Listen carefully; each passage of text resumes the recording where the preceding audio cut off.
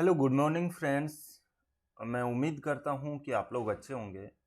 और सबसे पहले तो आप लोगों को मैनी मैनी कॉन्ग्रेचुलेशंस कि आप लोग इस पेंडेमिक महामारी के दौरान अपनी जो स्टडी है उसको कंटिन्यू रखा। ठीक है। और उससे आ, अपनी जो पढ़ाई को कंटिन्यू रखा ही रखा। और इस जो पेंडेमिक महामारी में अपने आप को और अपने परिवार को भी सेफ रखा, उसके लिए आप लोगों को बहुत बहुत बधाई।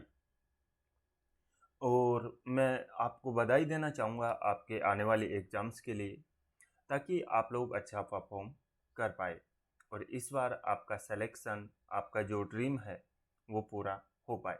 तो उसके लिए मैं आप लोगों के लिए एक छोटा सा प्रयास कर रहा हूँ, और वो ये है कि हम लोग आज इडियम फ्रेज पढ़ रहे हैं।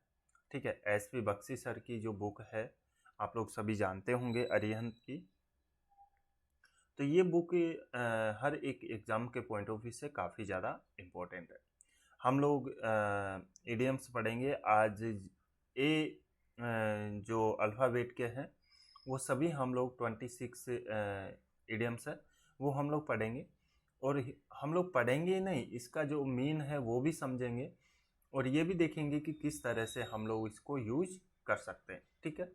और इस पे आप लोगों को पता होना चाहिए कि मैं आपको इसमें मैथ्स भी प्रोवाइड करवा रहा हूँ, इंग्लिश भी प्रोवाइड करवा रहा हूँ, जीएस भी और रीजनिंग भी। ठीक है। तो ये हमारी आज से एक नई जर्नी स्टार्ट हो रही है, और देखते हैं कितना अच्छा बनाते हैं इस जर्नी को। तो बस स्टार्ट करते हैं। फर्स्ट जो इडियम्स है वो है एट वंस वीट्स इंड। ठीक है। एट वंस वीट्स इंड यानी कि परप्लेक्स्ड, और परप्लेक्स्ड का मतलब होता है हैरान। ठीक है। आप लोग हिंदी नोटबुक और पेन साथ में रखिएगा, ताकि मैं कुछ भी बताऊं वो आप लोग राइट डाउन कर सके। वैसे तो मैं आप लोगों को ये पीडीएफ भी प्रोवाइड करवा दूंगा। Sohan was at his wits' end to find that his younger brother has taken poison। यानी कि सोहन है वो हैरान रह गया। कब? जब उसको पता चला कि उसके जो भाई ने है, ठीक है, उसके छोटे भाई ने, यंगर ब्रदर छोटा भाई, ठीक है, छोटे भाई ने क्या लिया? पॉइजन खा लिया है। ठीक है। तो एट वंस विट्स इंड का जो मीन होता है वो होता है परप्लेक्स्ड या हैरान। ठीक है। उम्मीद करता हूँ आपको समझ में आ गया होगा। नेक्स्ट चलते हैं। नेक्स्ट है एट वंस फिंगर ट्रिप्स, यानी कि अंगुलियों पे होना, है ना, अंगुलियों पर होना। कंप्लीट नॉलेज मतलब पूर्ण ज्ञान होना, पूर्ण जानकारी या फिर पूर्ण ज्ञान। ठीक है, कुछ भी कह सकते हैं। Okay. All the rules of synthesis are at his fingertips. यानी कि जो सिंथेसिस के रूल है, ठीक है, सिंथेसिस होता है एक तरीके से संश्लेषण। ठीक है, संश्लेषण। तो संश्लेषण के सभी जो नियम है वो क्या है? एट हिज फिंगर ट्रिप्स, यानी कि उसकी क्या है? उंगलियों पर है ना। यानी कि उसको इतनी जानकारी है कि जो सिंथेसिस के रूल है वो उसको ऐसे ही याद है। ओके, चलिए आगे बढ़ते हैं। नेक्स्ट है at the spur of the moment. At the spur of the moment यानी विदाउट डिले। यानी कि विदाउट डिले होता है बिना देरी के। क्या हो जाएगा? बिना देरी के। ठीक है। At the spur of the moment क्या हो जाएगा? Without delay. अच्छा, विदाउट डिले है, उसको कैसे यूज कर सकते हैं? In a interview we must reply at the spur of the moment. यानी कि जो हमें इंटरव्यू में है, ठीक है, वो जवाब बिना देर किए देना चाहिए। ठीक है, यानी कि इंटरव्यू में हमें जो जवाब देना है वो बिना किसी देर के देना चाहिए, यानी कि spur of the moment. Okay, must यानी कि चाहिए, रिप्लाई यानी कि जवाब देना, at the spur of the moment यानी कि बिना देरी के। ठीक है, इन इंटरव्यू यानी कि इंटरव्यू में। ठीक है, आगे बढ़े, चलिए आगे बढ़ते हैं। आगे है ऑल इन ऑल, यानी कि most important. All in all, most important, यानी कि सबसे महत्वपूर्ण, सबसे महत्वपूर्ण। ठीक है, ऑल इन ऑल क्या हो जाएगा, मोस्ट इम्पोर्टेंट यानी सबसे महत्वपूर्ण। As he was the only son in a big family, he was all in his home. ठीक है, तो ये कहना चाह रहा है कि as he was the only son in a big family, वह ही as he was the only son in a big, मतलब एक बड़ी फैमिली में वही एक इकलौता सब कुछ था। ठीक है, बेटा है वो ही सब कुछ था। तो ऑल इन ऑल यानी कि मोस्ट इम्पोर्टेंट। ठीक है, most important, all in all. चलिए आगे बढ़ते हैं। नेक्स्ट है एट क्लोज क्वार्ट्स। ठीक है, यानी कि क्लोज एग्जामिनेशन, क्लोज एग्जामिनेशन यानी कि फिर कह सकते हैं कि क्लोज कम्युनिकेशन भी कह सकते हैं इसको। ठीक है, क्लोज कम्युनिकेशन भी कह सकते हैं। Many of my friends proved selfish at closed quarters, यानी कि जो मेरे कई दोस्त हैं उन्होंने प्रूव कर दिया है कि वो मेरे कितने स्वार्थी हुए हैं, कब, एग्जाम में। ठीक है, यानी कि मैनी ऑफ माई फ्रेंड्स, जो मेरे कई दोस्त हैं वो प्रूव कर दिए हैं कि वो कितने सेल्फिश है। ठीक है,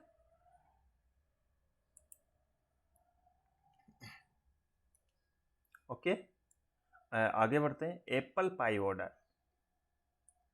apple pie order, apple pie order का मीन होता है इन ए परफेक्ट ऑर्डर, यानी कि बिल्कुल सही क्रम में। एप्पल पाई ऑर्डर बिल्कुल सही क्रम में। ठीक है, बिल्कुल सही क्रम में। तो ऑन द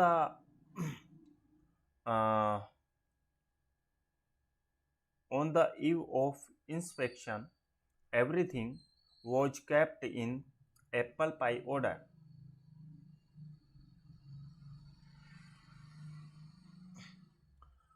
यानी कि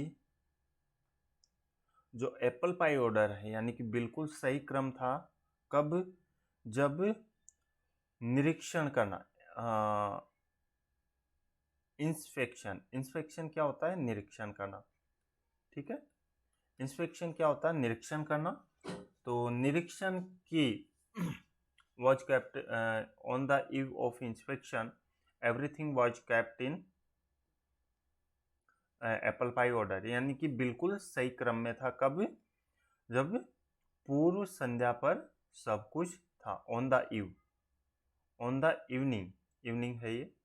ठीक है, तो on the evening of inspection everything was kept in apple pie order. Apple pie order को आप लोग समझ सकते हैं, बिल्कुल सही क्रम में। ओके, नेक्स्ट है एबव बोर्ड।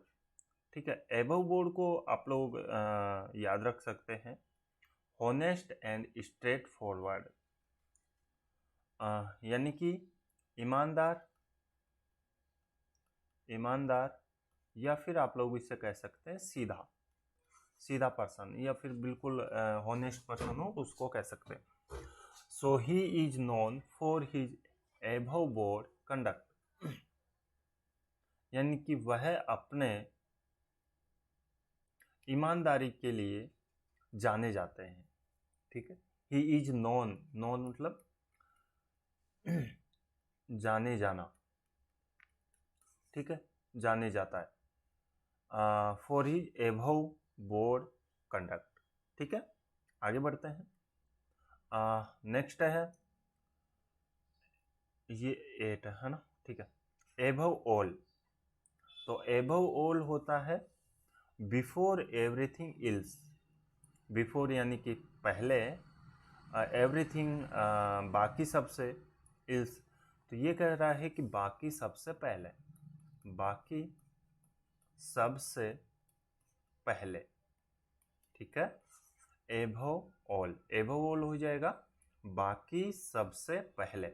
आप लोग नोटबुक और पेन साथ में रखिएगा, जो भी मैं लिखा हूँ वो लिखते चलिएगा। आप लोगों को 1% तक प्रॉब्लम नहीं आने वाली, और मैं इसकी पीडीएफ भी आप लोगों को प्रोवाइड करवा दूँ। सो एबव ऑल होता है बाकी सबसे पहले। तो he is blunt and daredevil, he is ब्लूंट,